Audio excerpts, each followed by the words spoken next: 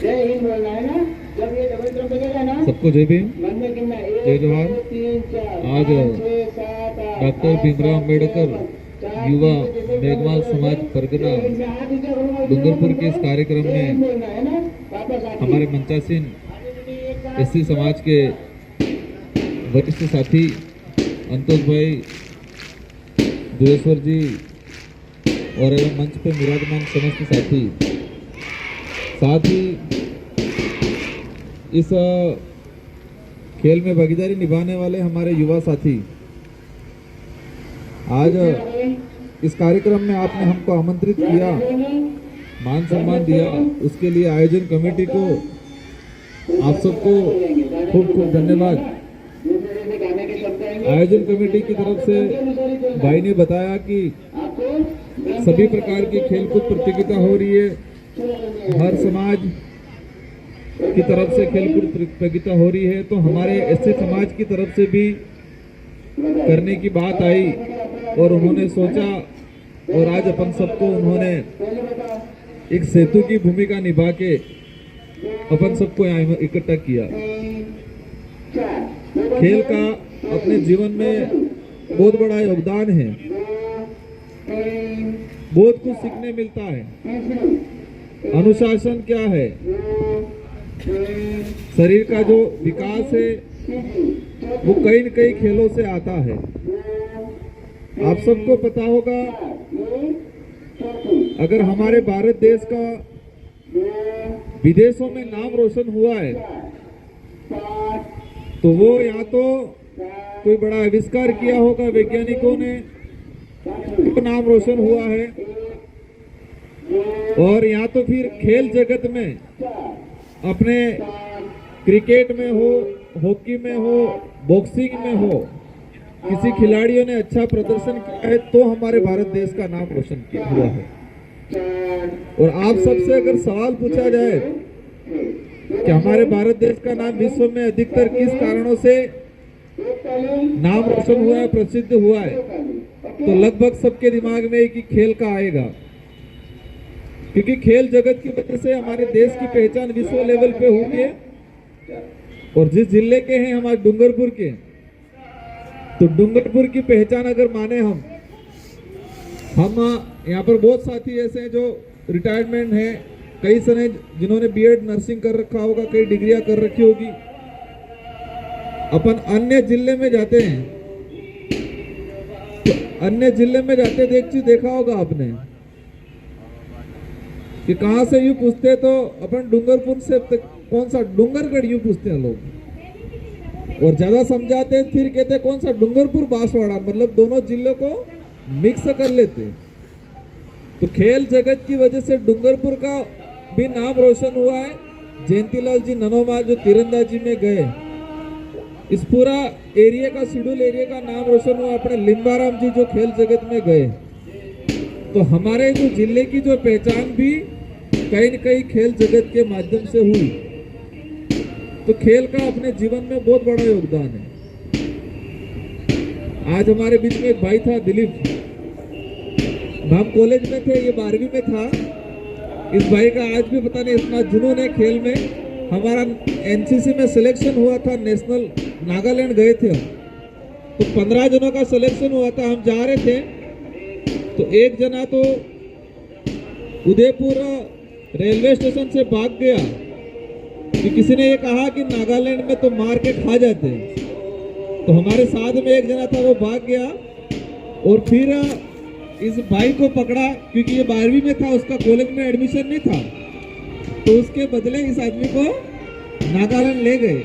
तो तब से देख रहा, उस भाई को कॉलेज में नहीं आया था, लेकिन कॉलेज की तरफ से वो एनसीसी में नागालैंड आर्मी टचिंग कैंप, और उस कैंप में जो सीखने मिलता है, मतलब मान लो वो आर्मी वाला SLR LMG सारी जो मशीन गन होती है उसको कैसे चलाते हैं, कैसे इसको सर्विस करते हैं, सब कुछ सीखने मिला।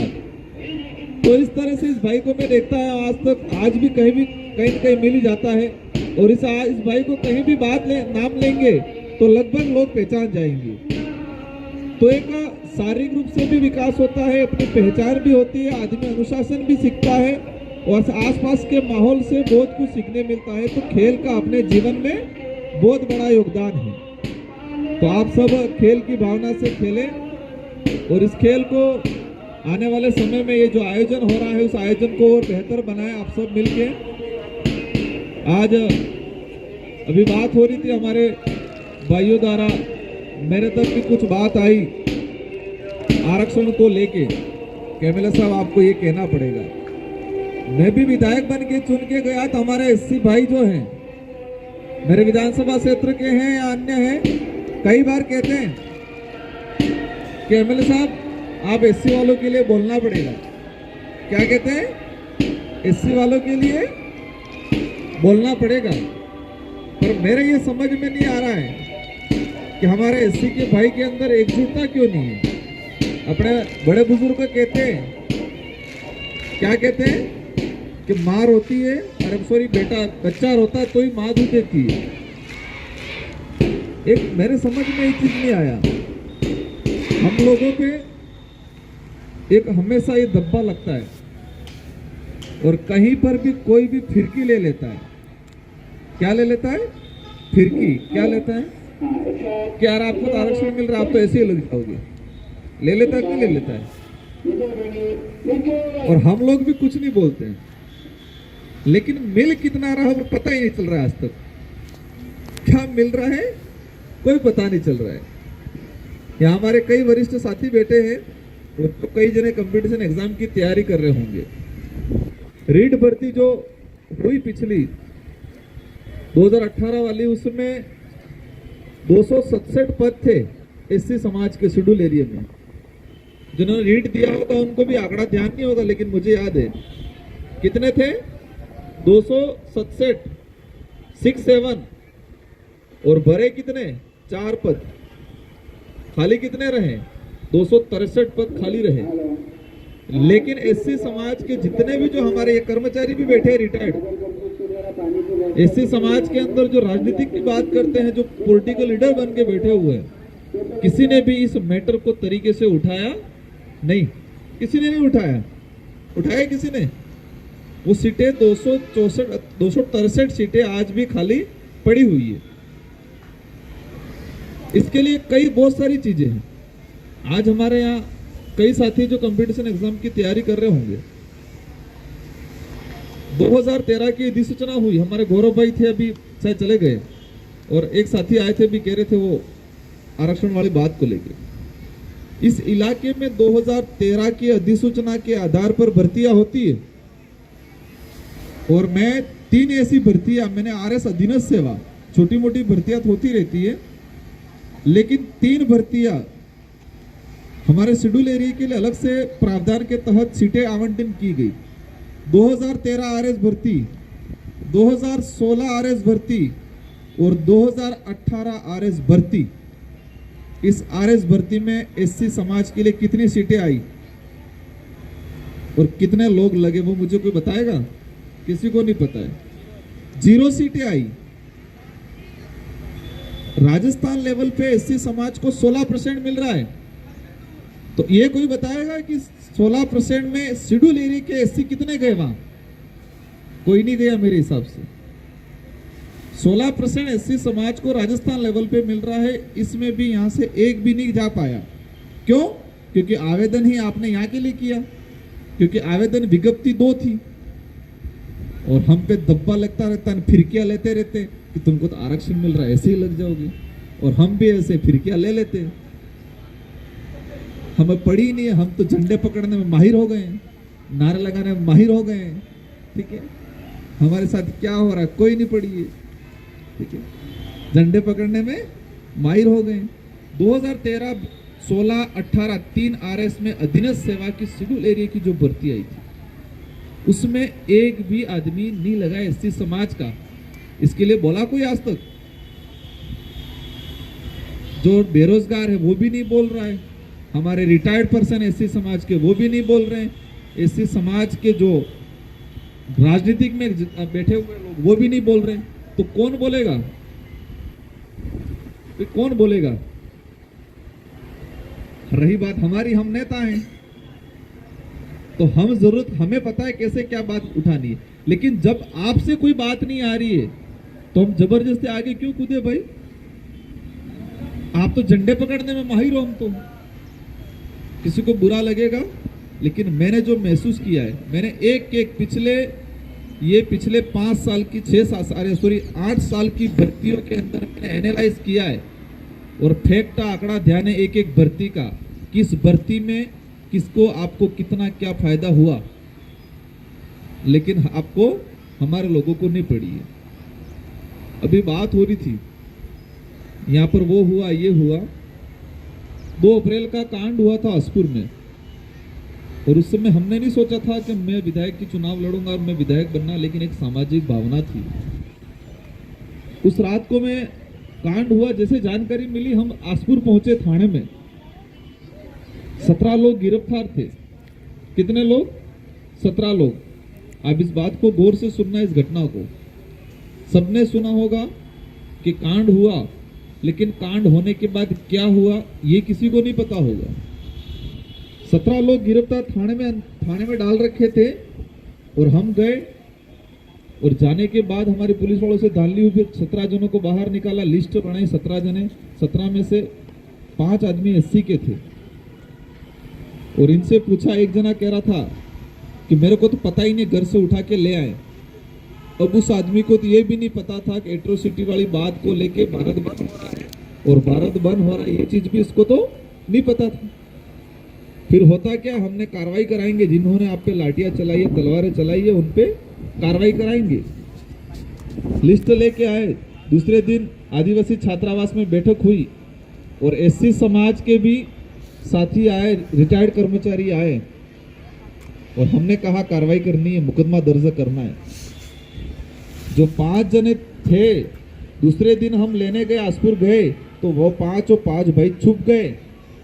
एक भाई हम खड़े थे और देख गया तो वो भाग गया, मार भी खाई और कार्रवाई करने के लिए भी तैयार नहीं। उसमें एससी की तरफ से एक भी मुकदमा रिटर्न नहीं हुआ। क्यों नहीं हुआ? एससी समाज की तरफ से रिटर्न मुकदमा नहीं हुआ, पता करना। 4 मुकदमे उसमें 71 2018, 72 2018 और एक शायद 62 2018 एफआईआर नंबर सहित मुझे जानकारी में हमारे इन भाइयों की तरफ से, अपने समाज के जो अनुयायी की काम करते हैं उनकी तरफ से रिटर्न मुकदमा नहीं हुआ। कौन बोलेगा उसके लिए? मेरा सिद्धांत कहता है, शोषण करने वाले से ज्यादा शोषण को सहने वाला जिम्मेदार है।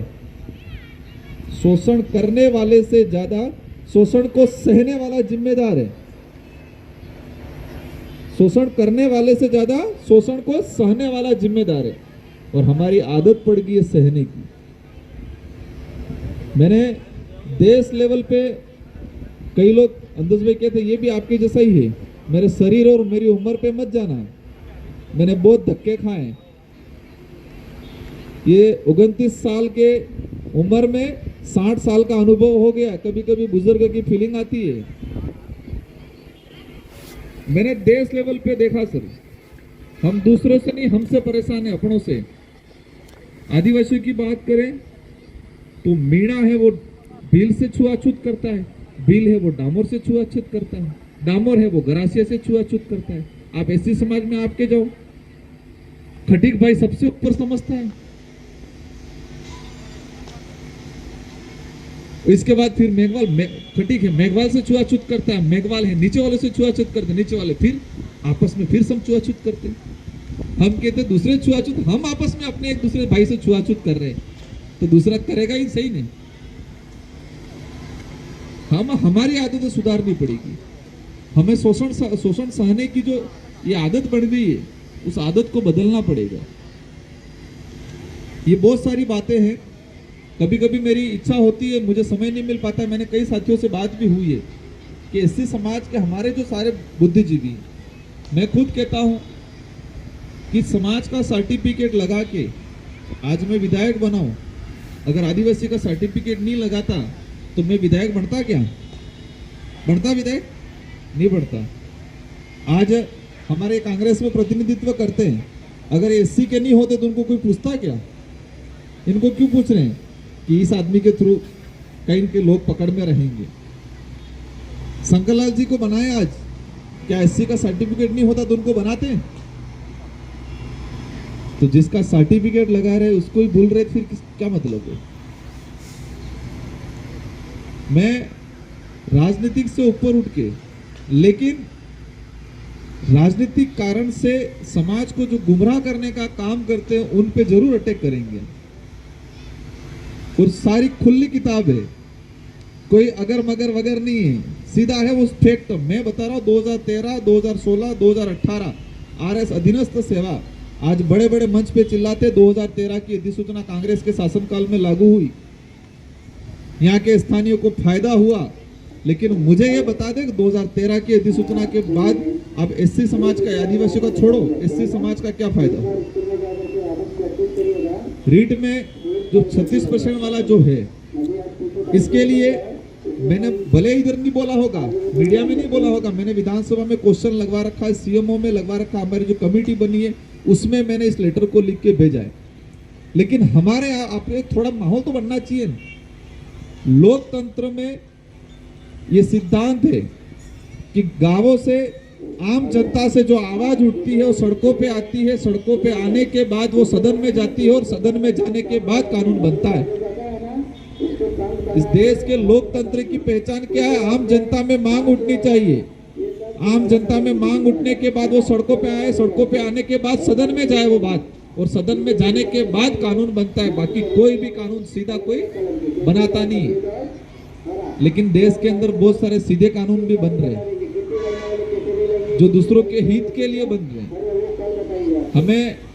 हमें ऐसे भ्रम जाल में उलझा रखा है, हम झंडे न बंडे पकड़ने में मस्त रह गए, बाकी देश दुनिया में क्या हो रहा है, भविष्य में क्या होगा, उसको हमें कुछ पता नहीं है।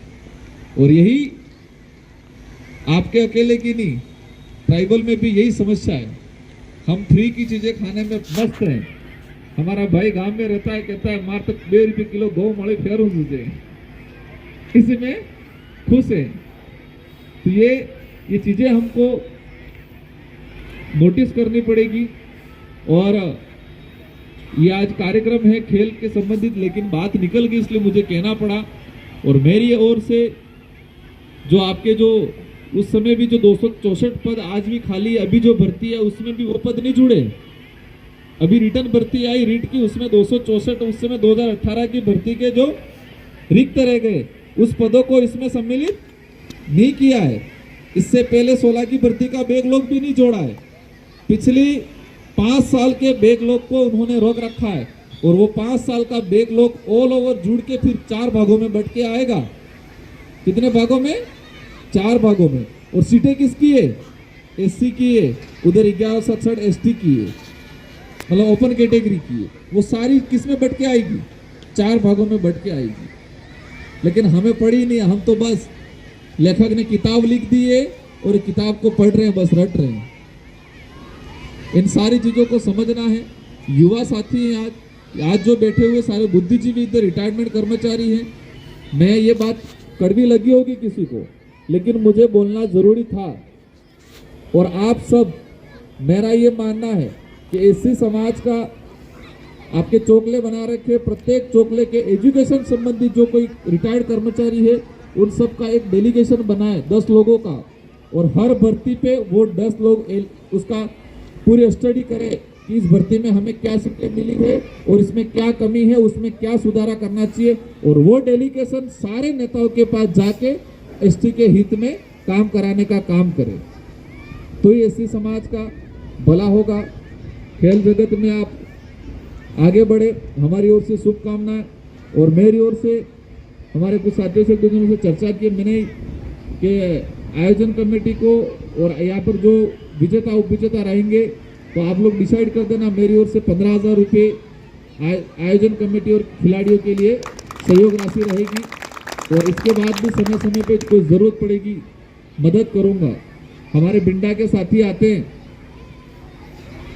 एक सामुदायिक भवन के लिए, पर मैंने ना कह रखा है, मैंने 2-3 सवालों के जवाब मांगे, वो जवाब दोगे तो मैं सामुदायिक भवन दूंगा। ये हमारे हमारे भिंडा के साथी आते हैं, उन्होंने कहा है सामुदायिक भवन, तो मैंने ना कह दिया है। मैंने 2-3 सवाल के जवाब मांगे, वो मैं जानता हूँ, हमारे दादा जानते हैं। मैंने कहा उन सवालों के जवाब मुझे दे दो, मैं सामुदायिक भवन दे दूंगा। वो सवाल ये है, मैं सवाल नहीं बताऊंगा, लेकिन सवाल का ऑल ओवर मीनिंग है कि उसमें वास्तविकता क्या है वो आप पहचानो बस। आप जिस रास्ते चल रहे हो वो रास्ता सही नहीं है, आने वाली पीढ़ी के लिए घातक रास्ता है। तो रास्ते किस रास्ते पे आप चल रहे हो, तो क्यों चल रहे हो, वो मैंने सवाल किया है। और वो सवाल जब सवाल के जवाब आ जाएंगे तब मेरी ओर से सामुदायिक भवन भिंडा में दे दिया जाएगा। आप सबको धन्यवाद, आप सबको जय जोहार, जय भीम, धन्यवाद।